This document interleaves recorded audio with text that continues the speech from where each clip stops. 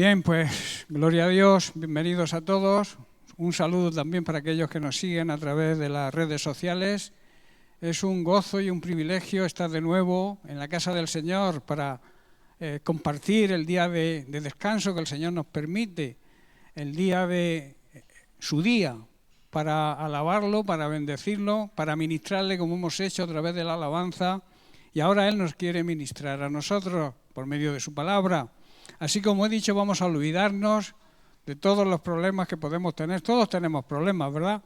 Pero vamos a dejarlos a un lado y vamos a centrarnos y vamos a gozarnos con la palabra de Dios, con ese mensaje que Dios tiene hoy para nosotros, que siempre es un mensaje de vida. La palabra de Dios trae vida, es viva, es eficaz. Algunos no creen, pero la palabra de Dios produce cambios en las vidas de las personas que están dispuestos a escuchar con el propósito no solamente de oír, sino de prestar atención para poder obedecerla, porque el Señor nos habla y nos habla para que no nos ocurra nada grave en nuestra vida. Él nos guía, nos conduce siempre a buenos pastos y nos quiere dar cada día lo que necesitemos. Y Él quiere que estemos bien y que nosotros podamos glorificarnos en su presencia. Así que vamos a seguir tratando el tema que llevamos tratando varias semanas. Recordemos que se titula Nacidos para vencer. Nosotros los creyentes somos vencedores. Los creyentes no podemos ir por la vida derrotados, sino la Biblia dice que tenemos que ir de victoria en victoria. Claro, eso significa, cuando hay una victoria es porque hay una lucha, hay una guerra. Todos estamos atravesando luchas y guerras continuamente, pero tenemos la gracia de Dios, ese poder que nos capacita para poder superarlas y poder estar gozosos en medio de la prueba. Es difícil, el mundo, las personas que no creen, no entienden cómo alguien puede estar gozoso cuando está en problemas, pero la Biblia nos enseña que tenemos que estar gozosos en medio de la prueba. ¿Por qué? Porque los verdaderos creyentes sabemos que Cristo está con nosotros y que su poder, su autoridad, su dominio, su bondad, su amor, su misericordia siempre están a nuestro favor. Son, digamos, atributos de Dios para sus hijos. Cuando nos convertimos y recibimos a Jesucristo como Señor y Salvador personal, nacemos a una nueva vida, a una vida de victoria. Nacemos para ser vencedores, no para vivir en derrota. Nuestras oraciones tienen que ser siempre declaraciones de victoria y por tanto de agradecimiento a Dios por cada cosa que hace en nuestras vidas. A veces oramos lamentándonos, a veces oramos regañándole al Señor porque no nos concede lo que queremos, o que no vemos la respuesta ya pero la respuesta de Dios tiene su tiempo. El tiempo de Dios es el tiempo perfecto y Dios siempre contesta. Como suelo decir, contesta con un sí rápido, contesta con un no te conviene, no te lo doy, o te dice espera porque aún no es el momento. Y nosotros los creyentes tenemos que asumir eso. A eso se le llama vivir en la paciencia de Dios, que es una virtud. La paciencia es una característica del fruto del Espíritu Santo. Y nosotros tenemos al Espíritu Santo morando en nuestra vida. Por eso una de nuestras cualidades como creyentes tiene que ser la paciencia. Y la paciencia es saber esperar, aunque lo que deseamos se retrase tarde. La palabra de Dios dice que lo que Dios promete siempre lo cumple, pero a su tiempo, no al tiempo nuestro, al kairos de Dios, no al cronos nuestro. También hay que decir que la alabanza y la gratitud a Dios son necesarias para conseguir la victoria. Existe un enorme poder en la alabanza cuando nace de un corazón puro y sincero, porque la alabanza desata el poder de Dios, rompe cadenas, libera. Podemos hacer cualquier cosa que queramos, eso sí, nos dice la Biblia. Pablo nos dice que podemos hacer cualquier cosa. Tenemos el libre albedrío, la voluntad propia para tomar decisiones. Pero unas cosas nos van a llevar a la victoria y otras a la derrota. Y a veces no es hacer las cosas, es cómo las hacemos. Porque hay cosas que no son lícitas, como dice Pablo, pero que no nos convienen. ¿Por qué? Porque nos van a llevar a la derrota. Repito, hay cosas que no son lícitas, pero tenemos que buscar la guía del Espíritu Santo para saber qué debemos hacer en cada tiempo y en cada momento. A veces nos precipitamos, tomamos decisiones rápidas y la vida está llena de tomar decisiones. Y el problema es que la mayoría son equivocadas, porque no buscamos la guía del Espíritu Santo. No nos ponemos en contacto con Dios para ver si lo que vamos a hacer está de acuerdo a su voluntad. Si es lo que quiere que Dios hagamos, o estamos creando un problema. No sé si estáis comprendiendo. Un problema primero para nosotros y después para la gente que nos rodea. Por eso, repito, no es lo que hacemos, es cómo lo hacemos y de la manera que enfocamos las cosas. Debemos reflexionar, hermanos, sobre nuestra vida y debemos pararnos y hacer un alto en el camino, una reflexión sobre la manera de vivir que llevamos. Esto es necesario, hermanos, porque a veces creemos que estamos bien, que vamos en el orden de Dios, vamos por el camino correcto y a veces nos desviamos y no escuchamos la voz del GPS que nos dice por ahí no vas bien. Nuestro GPS todos sabéis que es el Espíritu Santo. Y lo mismo que cuando tú te equivocas en una ruta, cuando conectas el GPS del vehículo, cuando te sales de la ruta marcada, te dice cambia de sentido, ¿verdad? Pues el Espíritu Santo cuando vamos mal en nuestra vida cristiana, aunque nosotros creamos que vamos por el buen camino, cuando nos dice cambia de sentido, debemos obedecerle. A veces no le obedecemos porque no queremos escuchar la voz del Espíritu Santo. Queremos escuchar la voz de nuestra propia voluntad. Hay muchas voces en esta vida, en este mundo. Se escuchan muchísimas voces. Pero la voz más importante que debemos escuchar y prestar atención es a la voz de Dios, a la voz del Espíritu Santo, para hacer lo que a Él le agrada. No con el propósito, que también de agradarle, sino de que las consecuencias para nosotros va a ser su bendición. Cuando nosotros hagamos las cosas de acuerdo a su voluntad, de acuerdo a como Él dicta, no por capricho, sino por nuestro bien, la bendición de Dios se va a derramar sobre nuestras vidas. Tenedlo por seguro, eso es una realidad y una verdad.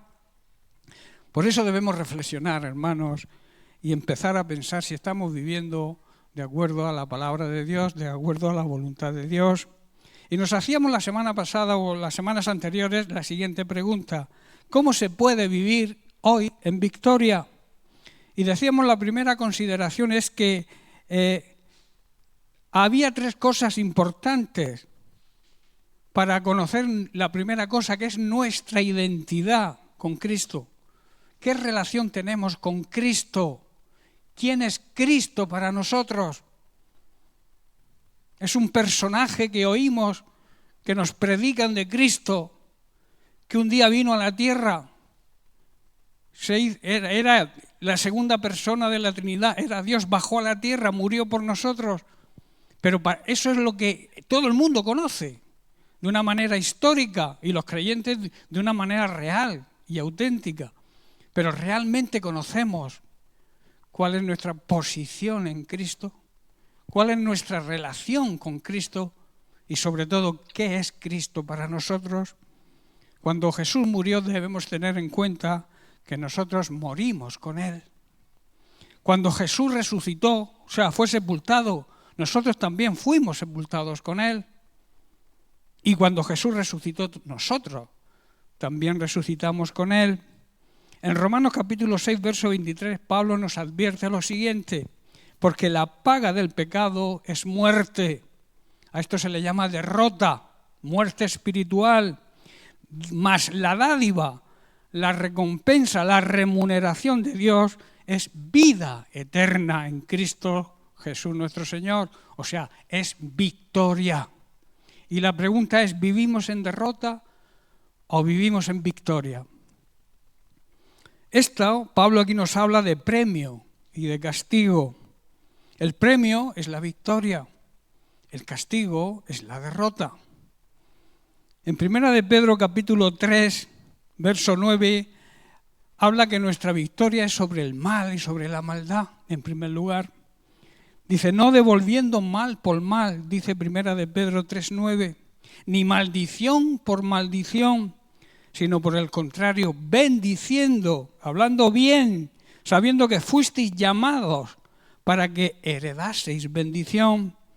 Y en Romanos capítulo 12, versículos 19 al 21, Pablo también nos dice, no os venguéis vosotros mismos, amados míos, sino dejad lugar a la ira de Dios.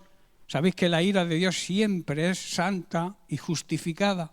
Dios tiene una justificación para tener ira. El hombre no, muchas veces el hombre coge ira, pero no tiene ninguna justificación. Es por su naturaleza carnal, pero la naturaleza de Dios es divina. Y si Dios coge ira, es una ira justificada porque estamos rechazando a su Hijo Jesucristo. Estamos rechazando su palabra. El mundo, por un lado, por no aceptarlo, y la Iglesia por no obedecerle. ¿Estáis entendiendo, hermanos? Sigo. Dice, mía es la venganza, dice el Señor, yo pagaré. En otras palabras está diciéndonos Dios, no te vengues de nadie, déjame a mí hacerte justicia. Porque yo soy una de mis atributos. Uno y principal es el amor, pero tan principal como el amor es la justicia. Dios siempre hace justicia. Dios siempre paga lo que merecemos. Dice el verso 20, así que si tu enemigo tuviere hambre, dale de comer. Si tuviere sed, dale de beber. Pues haciendo esto, ascuas de fuego amontonarás sobre su cabeza.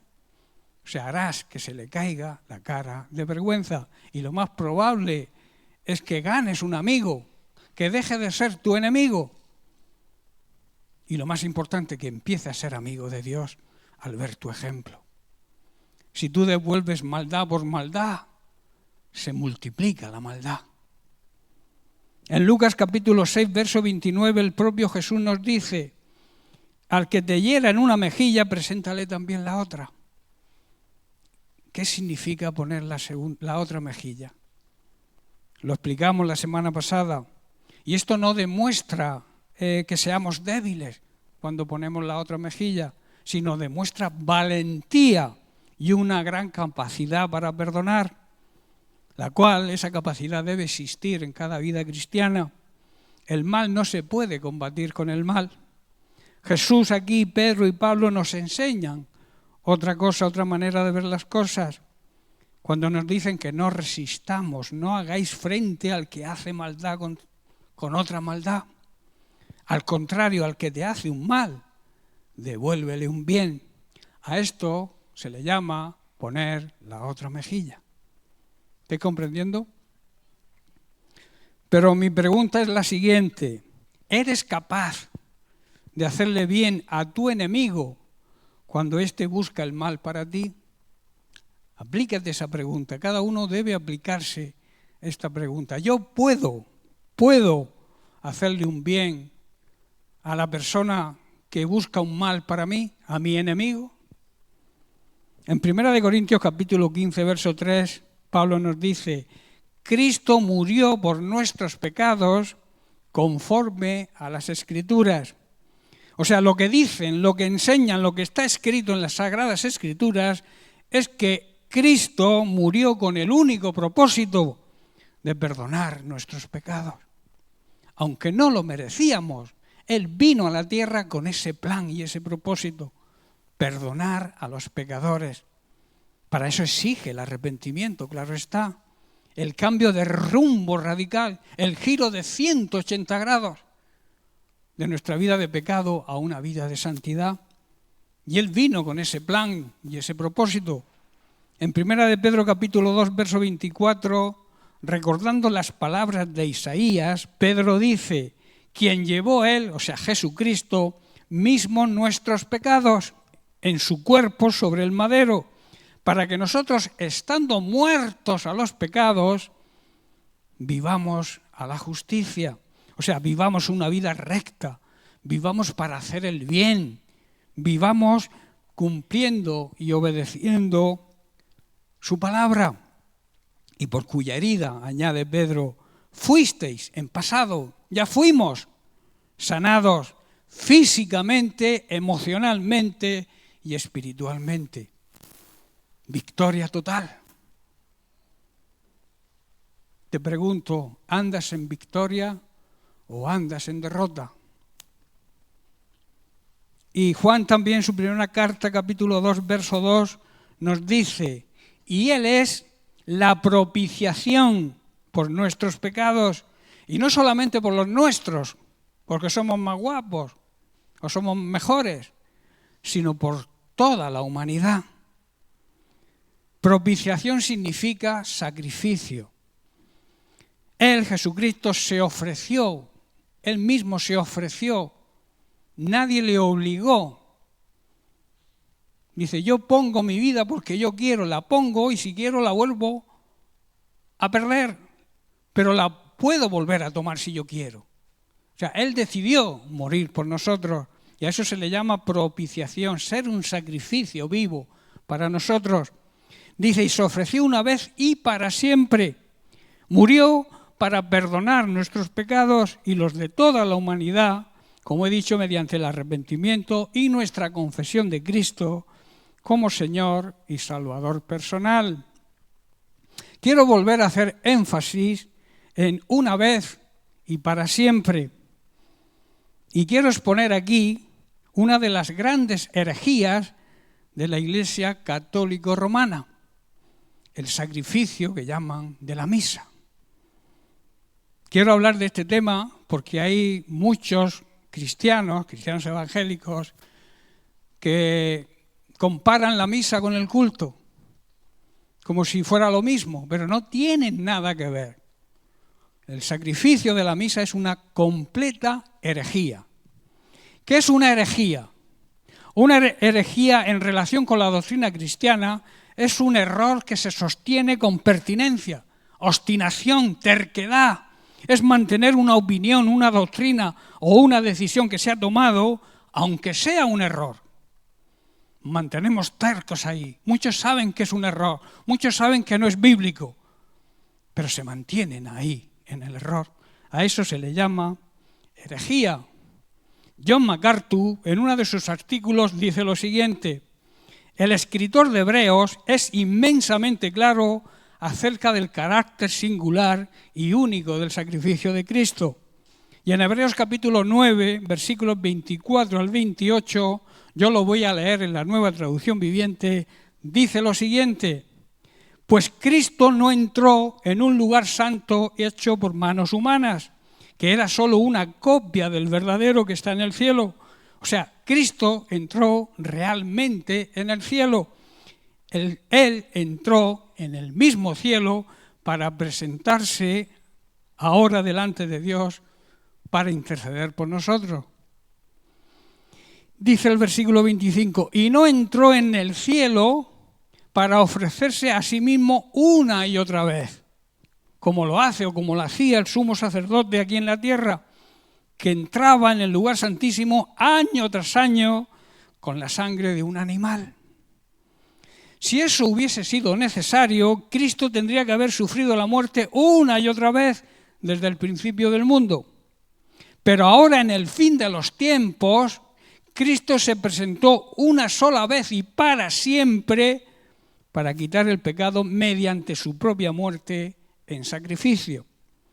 Y así como cada persona está destinada a morir físicamente una sola vez y después el juicio, así también Cristo murió en sacrificio una sola vez y para siempre, a fin de quitar los pecados de muchas personas.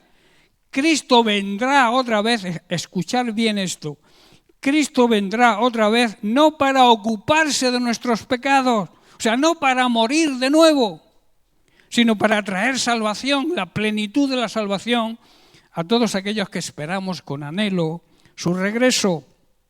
Hermanos, las Sagradas Escrituras son bien claras sobre la finalidad del sacrificio de Cristo en nuestro favor. Él vino para hacer una oferta por una sola vez por los pecados, nunca para ser repetida. Fue un contraste con el pacto mosaico, o sea, con la ley de Moisés, el cual necesitaba un sistema de constantes sacrificios de animales. Pero ninguno de los sacrificios del Antiguo Testamento en realidad podía quitar el pecado. Solo podían servir como, digamos, un recordatorio de la liberación de Dios, o sea, un recordatorio a su pueblo de la salida de la esclavitud de Egipto. ¿Estáis comprendiendo? Pero se presagiaba y hablaba del sacrificio definitivo de Cristo, el cual vencería al pecado. En la práctica de la misa, la Iglesia Católica Romana, porque católicos somos todos, porque católico significa universal, Iglesia universal, es la Iglesia Católica Romana, ha establecido el sistema antiguo bíblico, el sistema del Antiguo Testamento de sacrificios repetidos, blasfemando así a Cristo y pervirtiendo su obra en la cruz. La misa es una herejía total. Cuando el sacerdote pronuncia las tremendas palabras de la consagración, él llega, digamos, al cielo, baja a Cristo de su trono y lo pone en el altar para ser ofrecido de nuevo como una víctima por los pecados de la humanidad. Eso es lo que hace el sacerdote. Los sacerdotes católicos romanos se adjudican poder, un poder mayor incluso que los monarcas y los reyes, mayor que los santos, que los hermanos que ya viven en la presencia de Dios, de los ángeles, de los serafines y de los querubines. Ellos se consideran con más poder que ellos. El sacerdote, digamos, trae a Cristo desde el cielo y lo hace presente en el altar como la eterna víctima por los pecados del ser humano. Una vez, no solamente una vez, sino 1000 veces. Cada misa se repite el sacrificio. Matan a Jesús en cada misa. De alguna manera es como si Cristo inclinara la cabeza en humilde obediencia a la orden del sacerdote católico romano. ¿Estáis comprendiendo la tremenda herejía? ¿Os imagináis tal aberración? Que Cristo se humille ante un sacerdote católico romano y decida volver a la tierra para ser sacrificado de nuevo. En pocas palabras, la Iglesia Católica no permite quitar a Cristo de la cruz. Cristo está continuamente en la cruz y la prueba la tenemos en el crucifijo que llevan todos los sacerdotes, los obispos, el Papa. Si observáis, es un crucifijo con Cristo crucificado, porque no permiten que Cristo sea su Señor y su Salvador, sino su eterna víctima. ¿Os dais cuenta de la herejía? En la misa la sustancia del pan y el vino supuestamente son transformados en el cuerpo y la sangre de Jesús realmente. No como hacemos nosotros, como una simbología, lo que nos enseñó Jesús en la última cena. Ellos lo consideran, esa transformación, esa transfiguración, ese cambio de materia del pan y el vino se convierten realmente para ellos en el cuerpo físico y la sangre de Cristo, dejándolo como un sacrificio repetido y por tanto incompleto. No consideran que lo que Jesús hizo una vez y para siempre fuera un acto completo de salvación, sino que hay que seguir matándolo cada día. Jesucristo no es el Señor y Salvador para ellos, repito, sino es la víctima eterna, eternamente ligado al altar por el poder del sacerdote, de manera visible y omnipresente. Y como he dicho, esto está simbolizado en el crucifijo católico con Cristo siempre crucificado. Esto es una negación total de la enseñanza de Pablo en Romanos 6, 8 al 10, donde dice: si por medio del bautismo morimos con Cristo, estamos seguros de que también viviremos con Él. Sabemos que Jesucristo resucitó y que nunca más volverá a morir. pues la muerte ya no tiene poder sobre él. Cuando Jesucristo murió, el pecado perdió para siempre su poder sobre él. La vida que ahora vive es para agradar a Dios. Hermanos, repito, la Iglesia Católica Romana vive en una completa herejía. Siguen obstinados, siguen tercos en mantener una doctrina que alguien tomó en su momento y que la Biblia, la palabra de Dios, demuestra que es un error, que están completamente confundidos y por tanto son unos herejes. Viven una herejía. Amén. Bien, seguimos. En cuanto al conocimiento de nuestra identidad con Cristo, la segunda verdad es que no solo morimos con Cristo, sino que fuimos resucitados con Él. Él llevó nuestros pecados a la tumba del olvido de Dios. Dios se olvidó de todos nuestros pecados por medio del sacrificio de Cristo. En Miqueas, capítulo 7, verso 19, el profeta afirma lo siguiente. Dice él: volverá a tener misericordia de nosotros, sepultará nuestras iniquidades. Iniquidad es maldad, es gran injusticia, y echará en lo profundo del mar todos nuestros pecados, pasados, presentes y futuros. Y Pablo en Romanos 6:4 nos dice: por tanto fuimos sepultados juntamente con él para muerte, para la muerte de nuestro antiguo yo, nuestra antigua manera de vivir, que era una manera egoísta. La tercera verdad es que hemos sido resucitados con él. Esto no quiere decir que después de nuestra muerte, esto no solo quiere decir que después de nuestra muerte física, un día vamos a resucitar y reinaremos con él, sino que además hemos resucitado aquí, ya en la actualidad, en esta tierra de la muerte espiritual, de la derrota, de la condenación en la que vivíamos. La Biblia enseña que estábamos muertos, estábamos derrotados en delitos y el pecado, porque el pecado nos derrota. Dice, y Él, Jesucristo, nos dio vida, Él, Dios, nos dio vida juntamente con Cristo y nos perdonó nuestros pecados y nos salvó. Nos dio, hermanos, una nueva vida y nos salvó de la condenación eterna. Nos dio la victoria. Y en Efesios capítulo 2, versos 5 y 7, Pablo nos dice, aún estando nosotros muertos en pecados, nos dio vida juntamente con Cristo. Por gracia somos salvos. Y juntamente con Él nos resucitó y asimismo nos hizo sentar en los lugares celestiales con Cristo Jesús.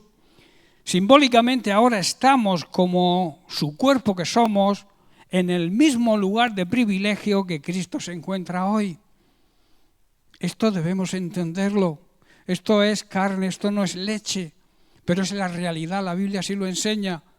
Si nosotros andamos de acuerdo a la palabra de Dios y obedecemos a Dios y vivimos una vida cristiana de santidad auténtica, estamos con Cristo. Eso es uno de los privilegios de estar en Cristo. Saber lo que somos en Cristo.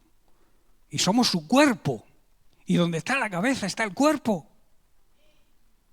Por eso simbólicamente estamos sentados con Cristo a la derecha del Padre, en el mejor lugar de honor y privilegio que pueda existir.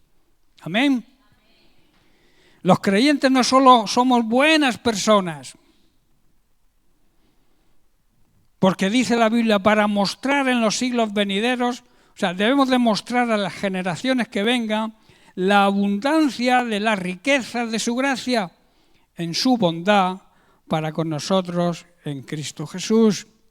Como he dicho, los creyentes no somos solamente buenas personas, somos nuevas criaturas, nueva creación, resucitados a una nueva vida. Somos una nueva y victoriosa creación. Así lo expresa Pablo en 2 de Corintios 5:17. De modo que si alguno está en Cristo, en ese lugar de honor y privilegio, nuevas criaturas somos, porque las cosas viejas pasaron. he aquí, todo ha sido hecho nuevo. Si realmente has nacido de nuevo, eres una nueva creación en Cristo. Lo que hacías antes ya no lo haces. No porque nadie te lo prohíba, que sigue también. Dios te lo prohíbe, pero tú, por tu propia iniciativa, si has nacido de nuevo, tú cambias tu forma de vivir. Si robabas, ya no robas. Si te drogas, ya no te drogas. Si vivías en adulterio, ya no vives en adulterio. Si vivías en fornicación, ya no vives en fornicación. ¿Quieres arreglar tu situación? Esos son los síntomas de una nueva creación en Cristo. Tenemos, hermanos, el mismo poder que levantó a Cristo de entre los muertos. Y ese poder vive dentro de nosotros porque fue el Espíritu Santo quien nos levantó de los muertos. Y si hemos nacido de nuevo, el Espíritu Santo mora dentro de nosotros. O sea que el poder del Espíritu Santo está en nosotros. Y en Romanos capítulo 8, verso 11, Pablo afirma lo siguiente: y si el Espíritu del que levantó de los muertos a Jesús vive en vosotros, en otras palabras, si realmente hemos nacido de nuevo, el que levantó a Jesús de los muertos vivificará, dará vida, dará la victoria también sobre nuestros cuerpos mortales por su Espíritu que vive en nosotros. Y en 1 Corintios capítulo 6, verso 14, Pablo también nos dice: y Dios, que resucitó al Señor, también a nosotros nos resucitará mediante su poder. Hermanos, tenemos ese poder en nosotros porque tenemos el Espíritu Santo. Somos nuevas personas, hermanos. Somos nueva creación. ¿Por qué? Porque hemos nacido de nuevo. Hay un nuevo nacimiento, no físico, sino espiritual. Somos nuevas personas, pero con distinta voluntad. Porque ahora nuestra voluntad está sujeta, acepta la voluntad de Dios. En Romanos capítulo 6, verso 4, Pablo nos dice: porque somos sepultados juntamente con Él para muerte por el bautismo. Esta es la simbología cuando nos bautizamos. Nos sumergimos en el agua, se sumerge nuestro antiguo yo y nace el nuevo yo. Esta es la simbología del bautismo. O sea, resucitamos con Cristo por la muerte, de la muerte por medio del bautismo, a fin de que como Cristo resucitó de los muertos por la gloria del Padre, así también nosotros andemos en vida nueva, andemos en una nueva vida de victoria. El bautismo no nos salva, pero demuestra que hemos nacido de nuevo. Cuando nos sometemos y aceptamos la autoridad de Cristo, que nos dice que debemos bautizarnos. Así como Jesucristo, repito, resucitó de entre los muertos, nosotros también resucitamos con Él. En otras palabras, debemos identificarnos con Cristo y andar en esa nueva vida con Él, una vida de victoria. Repito la pregunta: ¿cómo es vivir hoy en día en victoria? Como hemos visto, en primer lugar, es conocer nuestra identidad con Cristo. Y en segundo lugar, debemos contar con nuestra propia aprobación y aceptación de Cristo desde lo más profundo de nuestro ser. Nosotros tenemos que entender y comprender y aceptar lo que es Cristo. No como nos lo cuentan, sino con una experiencia real, propia. ¿Estáis entendiendo? Porque a veces conocemos a Cristo por lo que nos dicen otros. Tenemos que conocer a Cristo con nuestra aprobación real y auténtica, desde lo más profundo de nuestro ser. Lo primero que hemos dicho era identificarnos con Él, y lo segundo es que aprobemos desde lo más profundo de nuestro ser quién es Cristo. Contar con algo no es simplemente el cerrar los ojos y pretender aceptar que algo es verdad, pero sin entenderlo realmente. Esto se le llama asentimiento mental. Aceptar con la mente sin estar convencido en nuestro interior, y por tanto esa verdad jamás causará ningún efecto en nosotros. ¿Comprendéis? Aceptar es apropiarse por medio de la fe de lo que es la verdad auténtica y absoluta. la cual se encuentra en Jesucristo, y hacerla carne en nuestra vida, que forme parte de nuestro ser. Es entender lo que significa lo que Jesús dijo en Juan 14:6, yo soy el camino, soy la verdad y soy la vida, y nadie puede acercarse al Padre si no es a través de mí. Palabras del propio Jesús. Muchos de nosotros queremos sentirnos victoriosos. ¿Quién no quiere sentirse victorioso? Queremos sentirnos victoriosos, ¿verdad? Pero déjame decirte algo. Nuestros sentimientos y nuestras emociones son la parte más superficial de nuestra naturaleza. En cambio, la salvación es el trabajo más profundo de Dios, y Dios no realiza ese trabajo en la parte superficial de nuestra naturaleza. O sea, Dios no realiza ese trabajo de salvación en nuestros sentidos, en nuestras emociones, sino en nuestro interior, en lo más profundo de nuestro ser. Por eso necesitamos sacar de nuestra salvación, sacar la salvación del reino cambiante de nuestras emociones y sentimientos, y empezar a contar con la verdad de la palabra de Dios desde lo más profundo de nuestro ser. ¿Estoy comprendiendo, hermanos? Se necesita prestar atención para entender todo esto, pero son grandes verdades bíblicas, grandes promesas de Dios que se van a cumplir en nuestra vida si queremos que se cumplan, claro está. Por eso, en 2 de Corintios, capítulo 4, versículos 10 y 11, Pablo nos dice, porque debemos contar con la vida de Cristo en nosotros día a día, momento a momento. Pablo nos dice, llevando en el cuerpo siempre por todas partes la muerte de Jesús, mediante la aceptación del sufrimiento, para que también la vida de Jesús se manifieste, pueda verse en nuestros cuerpos. Porque nosotros que vivimos siempre estamos entregados a muerte, siempre hay persecuciones y en muchos casos en peligro de muerte física por causa de Jesús, para que también la vida de Jesús se manifieste, sea evidente en nuestra carne mortal. O sea que nuestra carnalidad debe morir. A donde quiera que vayamos, que todos puedan ver que sufrimos lo mismo que Cristo, demostrando así nuestra fe en Él, y que por obedecerlo estamos siempre en peligro de persecución y de muerte. Hay muchos hermanos nuestros a lo largo del mundo que están siendo maltratados, incluso matados, por seguir a Cristo. Nosotros todavía no hemos llegado a eso. Tenemos persecución, eso sí. La gente nos critica, la gente habla mal de nosotros, nuestra propia familia no acepta nuestras creencias, eso se llama persecución, pero a la muerte física aún no hemos llegado como otros hermanos nuestros. Por eso hay que orar cada día, yo siempre oro cada día por la iglesia perseguida, por esa iglesia, por esos hermanos nuestros que son nuestra familia, pero que están sufriendo por hacer algo que nosotros no hacemos, que es predicar el Evangelio y dar buen testimonio.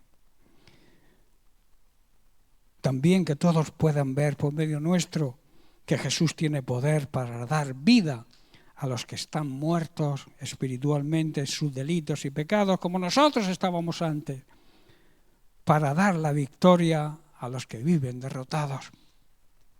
¿Está Cristo en nuestra vida de esta manera? Hermanos, debemos rendir nuestra emancipación, o sea, nuestra libertad, y librarnos de nuestra vieja manera de vivir y rendirnos a Cristo. Librarnos, emanciparnos, significa librarnos de cualquier clase de subordinación, servidumbre o dependencia, o sea, ataduras, y depender solo de Dios, que es la verdadera libertad. En Efesios, ya estoy terminando, en Efesios capítulo 4, versículos 22 al 24, Pablo declara y nos recuerda lo siguiente.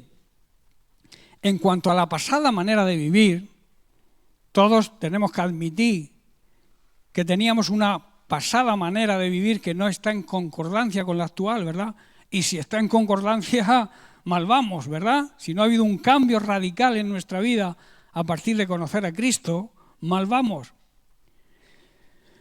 Entonces dice, en cuanto a la pasada manera de vivir, despojaos del viejo hombre, despojaos de vuestra vieja naturaleza, despojaos de vuestra manera egoísta de vivir, que estaba viciado conforme a los deseos engañosos, y renovaos en el espíritu de vuestra mente. Dejad que el Espíritu Santo renueve vuestra mente y vestíos del nuevo hombre. Vivan la nueva vida de victoria en Cristo, ese nuevo hombre que ha sido creado por Dios en la justicia y en la santidad de la verdad. Ya no vivimos ni hacemos las cosas que antes hacíamos, cuando los vicios y los malos deseos dirigían nuestra manera egoísta de vivir, nuestra vida. Por eso debemos cambiar completamente nuestra manera de pensar.